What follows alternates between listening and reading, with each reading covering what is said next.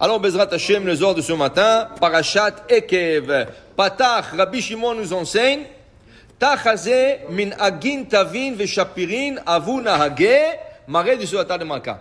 Quand tu es le fils du roi, et tu es à table avec ton père, il y a un protocole à suivre. Même si tu es le fils du roi, tu es un prince, il y a des protocoles à table du roi. Ça veut dire, comment attraper le couteau et la fourchette. Le couteau à droite, la fourchette à gauche. Malgré que le Baba Saleh, il a dit, ça doit être le contraire. Baba Saleh était très strict, que les gens mangent avec la fourchette à droite. Et ils font rentrer le manger dans la bouche avec la fourchette à droite. Le Baba Saleh était très très strict là-dessus. Mais la coutume, ça veut dire la coutume du monde, c'est mettre la fourchette à gauche et le couteau à droite. Mais vous allez voir, quand tu t'habitues, c'est très facile. Alors, bon, mais il y a des protocoles, pour dire, il y a des protocoles. Tu bois pas comme tu veux. Quand tu manges de la soupe, il y en a quand ils mangent de la soupe, ils font beaucoup de bruit. C'est pas des recheres. Quand tu es à table du roi et quand tu es un roi, tu manges pas la soupe comme ça, tu comprends? Tu bois pas avec une paille à table. Et tu bois pas d'une canette. Il y a des règles à suivre. Quand tu es fils du roi, il y a des règles à suivre. Et comment mettre la serviette, Dire à Bishon Bar Yochai, si pour le roi, chair et os, il y a des règles à suivre, à la chat kama vekama, à plus forte raison, quand tu t'assois à table d'Akadosh Baruch Hu, il y a règles à suivre. Quand? En Shabbat. Le vendredi soir, le samedi, quand tu es à table, Akadosh Baruch Hu, la Shekhinah, il vient, et comment on appelle ça? Le roi et la reine, Akadosh Baruch Hu, et la Shekhinah, Shabbat Malketa, la Shabbat, ils sont à table avec toi. Alors si le roi et la reine sont à table, il faut respecter les règles. Quelles sont les règles de la Torah quand il y a un roi et une reine à table? Selon, on va dire, le Zohar, il parle de vendredi soir. Alors il dit, il y a 10 règles à respecter, dit Rabbi Shimon Bar Yochai. Il y a 10 règles à respecter. Quelles sont les règles? Il dit comme ça. Chad, la première règle, Netilat Yadayim. Tu ne peux pas t'asseoir à table sans faire Netilat Yadayim. Tu veux manger du pain, tu veux manger la challah, tu veux faire le motzi. Il faut faire Netilat Yadayim. Règle numéro 1, Netilat Yadayim. Tinyana.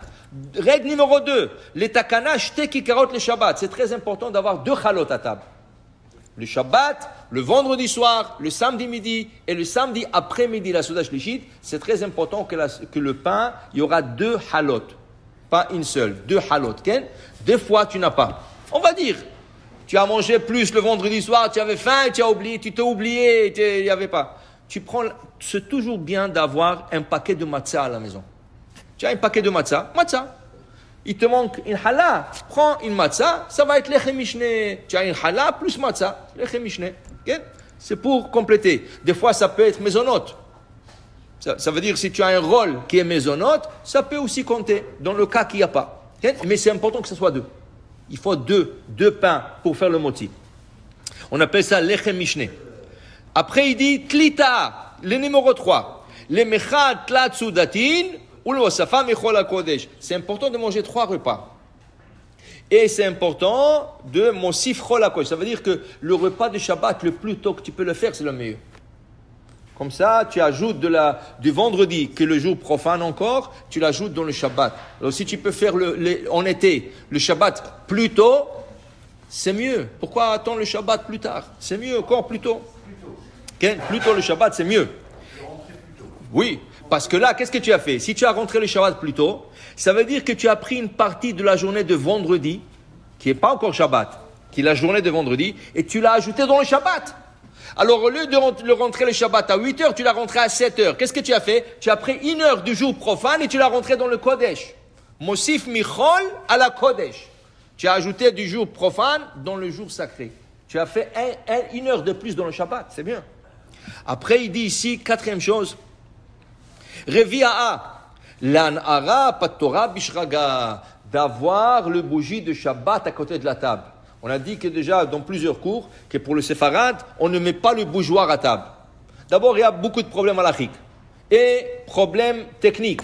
Il y a des enfants qui bougent, ils te font tomber une bougie, la nappe t'attrape feu, tu sais pas, est-ce qu'il faut jeter de l'eau, on a droit, on n'a pas droit, ou des fois on n'a pas droit, tu jettes. Pourquoi rentrer dans tout ça? Deux, le Harizal dit, notre table représente le Mizbeach.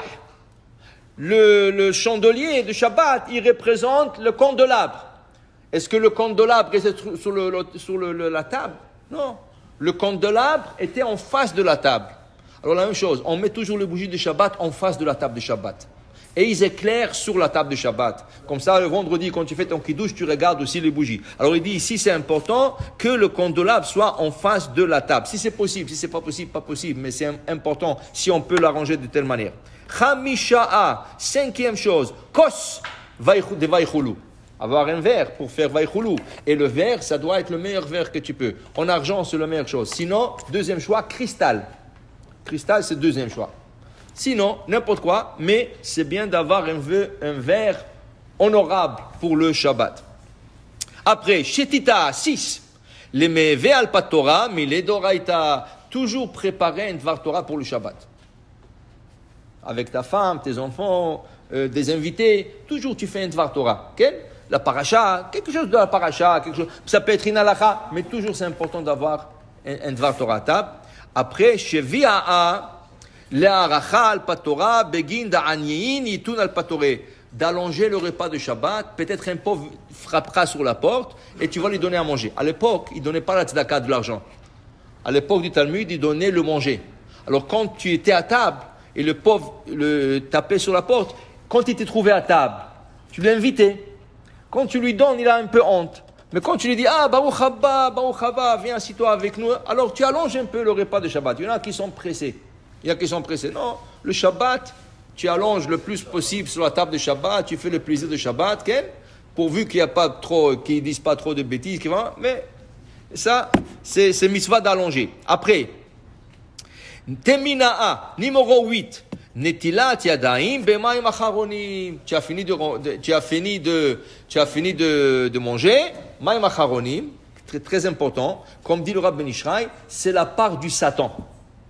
Le Satan, quand tu vas manger le Shabbat, même en semaine, mais surtout le Shabbat, de bon manger, de délicieux, tout, il dit, waouh, regarde, il a fait tout ça, et moi, il ne m'a pas invité, il est jaloux de toi. Et là, qu'est-ce qu'il veut faire, le Satan? Il veut te mélanger dans Birkat Hamazon. Il va te donner toutes sortes de mélangements dans Birkat Hamazon. Après, tu vas dire, est-ce que j'ai fait Birkat Hamazon? Je n'ai pas fait Birkat Hamazon. Et dans la bracha, tu te trompes avec la 12e, avec la 3e, et tu avales 2 mots. Tout ça, c'est le Satan. Quand tu fais Maïm Acharonim, tu dis, ça c'est la part du Satan, laisse-moi tranquille. Alors il s'en va de là-bas, il te laisse tranquille.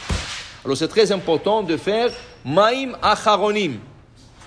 Après, Teshia'a, numéro 9, Birkat Hamazon, faire Birkat Hamazon, ça avec Havana.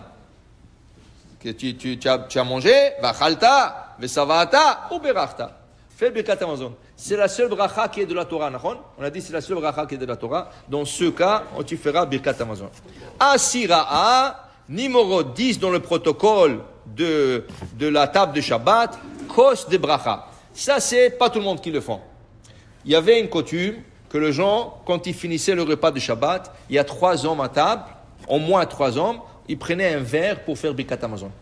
Alors tu fais Birkat Hamazon, avant de faire Birkat Hamazon, tu prends un verre, tu le rinces, tu ajoutes du vin, tu le remplis avec du vin. Celui qui fait le zimoun, à la fin du Birkat Hamazon, à la fin, il dit comme ça, tout le monde dit l'chaim, on appelle ça kosh shel beracha, c'est un verre qui emmène la bracha. Okay? Et c'est important de le donner à ta femme à goûter et aussi à l'assistance. Ça, c'est la 10e mitzvah à table. Maintenant, aujourd'hui, les gens ne le font pas. Mais ça serait bien de le faire avec 3 personnes, minimum 3, et tu donnes à tout le monde à goûter. Kosher bracha. Ça, c'est un verre qui donne la bracha. Si vous vous rappelez, on l'apprend d'Avraham Avinu. Avraham Avinu, les anges sont venus. Il leur a préparé à manger, il leur a fait laver leurs pieds et leurs mains, ils ont mangé. À la fin, qu'est-ce qu'ils ont demandé à Avraham? Aïe Sarah Ishtecha, où est Sarah ta femme? La Gemara dit, comment il y a Sarah? Est-ce que tu demandes quand tu vas chez quelqu'un où est ta femme? C'est absurde de demander où est ta femme. Qu'est-ce que ça te regarde? Dit la Gemara? Non, parce qu'ils étaient 3 anges. Ils ont fait Birkat Hamazon, et là il fallait faire Kos Shel Beracha. Ils voulaient envoyer le Kos Bracha à Sarah, parce que c'est un verre qui va donner la Bracha, qu'elle aura un bébé. Et c'est comme ça qu'elle a eu Yitzhak. Par le Kos Shel Beracha, 2 anges. Imagine-toi, les anges, ils ont fait Birkat Amazon, ils ont fait un bracha, ils ont envoyé ça à Sarah, ça a béni Sarah, elle a pu avoir le bébé. Alors pour dire que c'est très important le deuxième vers. Amen, ve amen.